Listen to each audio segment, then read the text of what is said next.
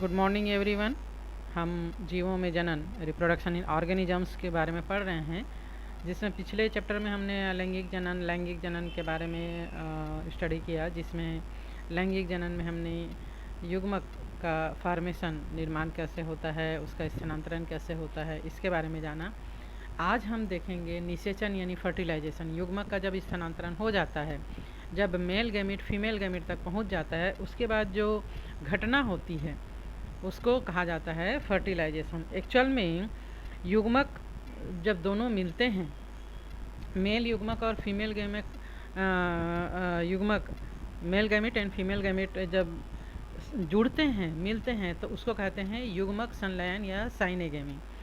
लेकिन जनरली इसी शब्द के लिए फर्टिलाइजेशन कहा जा सकता है। हालांकि फर्टिलाइजेशन और ये दोनों एक दूसरे से रिलेटेड होने के बाद भी थोड़ा सा इसमें इसकी जो क्रिया है, केवल संलयन होना, जुड़ना संलयन युग्मक संलयन या साइनेगेमी कहलाती है, जबकि मेल गैमीट और फीमेल गैमीट के केंद्रकों का आपस में मिलकर जायगोट का फॉर्मेशन करना फर्टिलाइजेशन कहलाता है। ठीक है, तो इस प्रकार युग्मक का संलयन होना बहुत आवश्यक होता है। लेकिन कुछ जीवों में, जैसे कि रोटीफर्स है, मधुमक्खी है, यहाँ तक कि कुछ छिपकली और पक्षी वगैरह है, इनमें जो निषेचन होता है वो बिना नर युग्मक के मिले हुए ही, युग्मन के हुए ही मादा युग्मक जो है वो नए जीवों का निर्माण कर सकता है, और ये जो है वो जीव विकसित भी होते हैं। इस प्रकार की घटना जो है वो अनिषेक जनन या पार्थिनोजेनेसिस कहलाता है, और इस प्रकार का जो प्रोडक्ट बनता है उसको पार्थिनोकार्पी कहा जाता है। पार्थिनोकार्पी कहा जाता है। ठीक है, तो इस प्रकार यहाँ पर male gamete plus female gamete then zygote का फॉर्मेशन होता है। और अगर मेल गैमीट और फीमेल गैमीट आपस में नहीं मिलते और केवल फीमेल गैमीट के द्वारा जो है वो नया जीव का निर्माण हो जाता है, तब इसको अनिषेक जनन या पार्थिनोजेनेसिस कहते हैं। अब सवाल ये उठता है कि ये युग्मक संलयन कहाँ संपन्न होता है।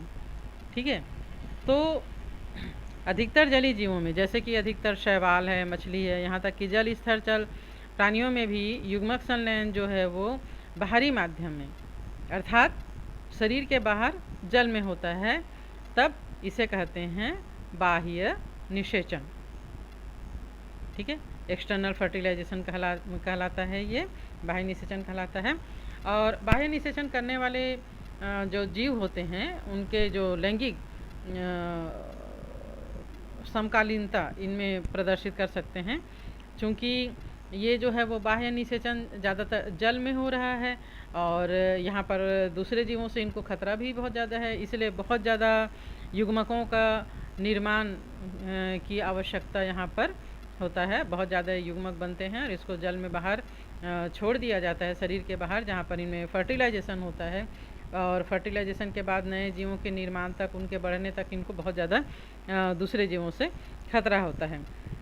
ये ज़्यादातर जो है वो, इसका उदाहरण हम ले सकते हैं बोनीफिश एंड मेढक, और भी हमने यहाँ पर उदाहरण दिया था, तो ये सभी इसके अंतर्गत आते हैं। ठीक है, तो इनका जो उत्तरजीविता होता है वो काफ़ी जोखिमपूर्ण होता है। और इसके अलावा जो बहुत सारे स्थलीय जीव है, जैसे कि फंजाई है, उच्च श्रेणी के प्राणी हैं, जैसे कि सरीसृप, पक्षी, स्तनधारी है ना, मानव खुद इसमें शामिल है। इन अधिकतर पादप जो है वो ब्रायोफाइटा, टेरिडोफाइटा, जिम्नोस्पर्म और एंजियोस्पर्म में, इनमें युग्मक जो है संलयन शरीर के अंदर होता है, तब इसको कहते हैं आंतरिक निषेचन, इंटरनल फर्टिलाइजेशन। ये कहाँ होता है? ये शरीर के अंदर होता है। ठीक है, तब इन सभी जीवों में अंडे की रचना जो है वो मादा शरीर के अंदर भीतर ये जो है वो होता है, और यहाँ पर मेल युग्मक जो है वो चलकर मादा युग्मक तक पहुंचता है, चलनशील होता है। मादा युग्मक जो है वो अचलनशील होती है, अचल होती है, और दोनों के संलयन के पश्चात जो है वो जायगोट का फॉर्मेशन होता है। और चूंकि इसमें खतरा बाहर से के जीवों से कम रहता है, इसलिए इनमें अपेक्षाकृत जो है उत्तरजीविता काफ़ी आसान होता है। और बीजी पादपों में अचलनशील नर युग्मक जो है परागनली के द्वारा मादा युग्मक तक पहुंचते हैं। तो इस प्रकार फर्टिलाइजेशन की क्रिया जो है वो होती है। अब हम पढ़ते हैं निषेचन पश्च घटनाओं के बारे में। निषेचन के बाद क्या होता है? निषेचन पश्च घटनाएं। तो जब फर्टिलाइजेशन हो गया उसके बाद क्या कौन जो घटनाएं होती हैं उनको कहा जाता है निषेचन पश्च घटनाएं। तो इसमें सबसे पहले आता है युग्मनज का निर्माण होना। युग्मनज का निर्माण, जैसे कि अब मैं यहाँ पे मैंने बताया कि मेल गैमीट और फीमेल गैमीट मिलते हैं और जायगोट या युग्मनज का फॉर्मेशन निर्माण होता है ना। तो बाह्य निषेचन करने वाले सभी जीवों में जायगोट का फॉर्मेशन जो है वो बाह्य माध्यम में जल में होता है, और जो आंतरिक निषेचन करने वाले जीव हैं उनके शरीर के भीतर युग्मनज का निर्माण होता है। युग्मनज के आगे का जो विकास होता है वो जीव के अपने जीवन चक्र और वहाँ के पर्यावरण पर निर्भर होता है। जैसे यहाँ पर फॉर एग्जांपल के लिए ये मेल गैमीट हो गया प्लस ये फीमेल गैमीट हो गया, है ना, और इससे बनेगा जायगोट। इस प्रकार एक कोशिका बनती है, और फिर बाद में क्या होता है कि इसमें कंटिन्यू विभाजन होता है। इसकी जो कोशिकाएं हैं वो विभाजित होते जाती है, और फिर एक नए जीव का निर्माण इसके अंदर होता है, और चाहे वो बाह्य रूप से हो या फिर आंतरिक रूप से हो। फंजाई और शैवाल से संबंधित जीवों में युग्मनज एक मोटी भित्ति को अपने चारों ओर विकसित कर लेते हैं, जिससे कि बाहर के जो वातावरण है उससे उसको कुछ नुकसान ना हो, वो शुष्कन से बचे रहे। और ये अंकुरन से पूर्व काफ़ी समय तक विश्रांति काल में यानी आराम करते हैं। द्विगुणित जीवन चक्र वाले जीवों में हमने उसमें 11th के बुक में पढ़ा था, युग्मनज जो होता है, जायगोट जो होता है वो अर्धसूत्रण के द्वारा विभाजित होता है और अगुणित अंडाणु का निर्माण कर देता है, जो अगुणित व्यष्टि के रूप में वृद्धि करता है। 11th में हमने ये भी पढ़ा था कि द्विगुणित और सम द्विगुणिता गुणितक हैप्लोडिप्लोइडिक जीवन चक्र वाले जीवों में युग्मनज किस प्रकार से विकास करता है। तो इस प्रकार ये जायगोट जो है वो एक पीढ़ी से दूसरी पीढ़ी के जीव के बीच में एक महत्वपूर्ण कड़ी है, जो कि प्रजातियों की निरंतरता को सुनिश्चित करता है। इसमें मेल और फीमेल दोनों के जो है गुण है ना, माता और पिता दोनों के गुण इस जायगोट में शामिल रहते हैं। तो इसका जो डीएनए होता है उसमें दोनों ही के कैरेक्टर होते हैं, और बनने वाला नया जीव जो होता है वो दोनों के गुणों को अपने अंदर सुरक्षित रखता है। यानी कहना चाहिए कि जायगोट जो है वो दो पीढ़ियों के बीच का एक कड़ी है ना। और यहाँ तक कि मानव जीवन की शुरुआत भी एक एकल कोशिका युग्मनज के रूप में ही होता है। इस प्रकार सभी जीवों का जो जीवन है वो एक कोशिका से ही प्रारंभ होता है और फिर विकसित होकर ये जो है वो नए जीव का निर्माण करता है। नेक्स्ट हम घटना पढ़ते हैं भ्रूणोद्भव। भ्रूणोद्भव, भ्रूणोद्भव क्या होता है, ठीक है। अब एम्ब्रियो, युग्मनज से एम्ब्रियो का निर्माण, इससे क्या बनता है, फिर एम्ब्रियो बनता है, एम्ब्रियो, ठीक है।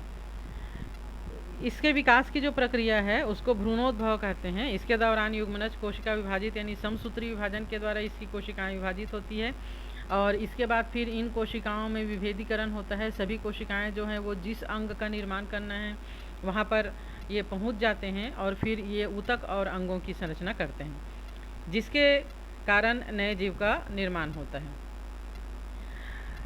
प्राणियों को अंड प्रजक हो या सजीव प्रजक हो, दो भागों में इसमें बांटा गया है प्राणियों को। एक तो अंड प्रजक और दूसरा है सजीव प्रजक। ठीक है। तो इस तथ्य पर ये आधारित है कि युग्मनज जो है वो मादा शरीर के बाहर विकसित होता है कि अंदर विकसित होता है। अगर ये बाहर विकसित होता है तो इसके चारों ओर एक कवरिंग बन जाता है जो एक सेल के रूप में होता है। इस प्रकार के जीवों को अंड प्रजक कहा जाता है। जैसे जितने भी पक्षी हैं, सरीसृप वर्ग है ना, ये अंडे देते हैं और अंडे में ही जायगोट जो है वो विभाजित होकर नए जीव को का निर्माण करता है। पर्यावरण की सुरक्षा के लिए इसके चारों तरफ एक शेल, कठोर कैल्शियम युक्त कवच बन जाता है जो निश्चित निवेशन अवधि के बाद फट जाता है और नया जो शिशु है वो बाहर आ जाता है। अगर हम सजीव प्रजक की बातें करें तो ये मादा शरीर के अंदर ये युग्मनज जो है वो विकसित होता है और शिशु का विकास करता है और एक निश्चित अवधि और विकास के चरण को पूरा करने के बाद शिशु जो है वो मादा शरीर के बाहर प्रसव के द्वारा आ जाता है। भ्रूणी सही देखभाल और संरक्षण के कारण सजीव प्रजक जीवों के उत्तर जीवित रहने के अवसर जो है वो ज़्यादा बढ़ जाते हैं। पुष्पी पादपों में युग्मनज का निर्माण बीजांड के अंदर होता है। निषेचन के बाद पुष्प के बाह्य दल, पंखुड़ी और पुंकेसर जो है वो मुरझाकर झड़ जाते हैं और कुछ पादप ऐसे भी होते हैं जिनमें बाह्य दल पुष्प के साथ जुड़े ही होते हैं, जैसे बैगन कुल में। यद्यपि स्त्री केसर पादप से जुड़ा रहता है। युग्मनज भ्रूण में और बीजांड जो है वो बीज में विकसित हो जाता है। अंडाशय जो है वो फल के रूप में विकसित हो जाता है और आगे चलकर फल की भित्ति का ये निर्माण कर देते हैं, जिसे कि फल भित्ति या पेरिकार्प कहा जाता है। और इसका जो कार्य होता है वो फल को सुरक्षा प्रदान करना होता है। विकिरण के बाद बीज जो है वो अनुकूल परिस्थिति में आने पर अंकुरित हो जाता है। जैसे यहाँ पर कुछ फलों की किस्मों में बीज और संरक्षित फल भित्ति को दर्शाया गया है। ये मटर का पौधा है जिसमें कि ये जो बीज है वो फल भित्ति के साथ जुड़ा हुआ है। ये जो है वो टमाटर या बैगन कुल है ना। तो इस प्रकार यहाँ पर ये कुकुम्बर है। तो यहाँ पर जो है वो ये प्लेजेंटा है जिसमें बीज लगे हुए हैं और ये फल भित्ति है जिसने चारों ओर अंडाशय है जो फल भित्ति के रूप में विकसित हो गया है। ठीक है, तो आज हमने इस चैप्टर को, जीवों में जनन वाले चैप्टर को समाप्त कर दिया है, ख़त्म हो गया है ये हमारा। और नेक्स्ट डे क्वेश्चन आंसर आप लोग करके हमको सबमिट करेंगे। तो आज के लिए इतना ही। नेक्स्ट डे हम जो है वो दूसरा चैप्टर स्टार्ट करेंगे। Okay, bye.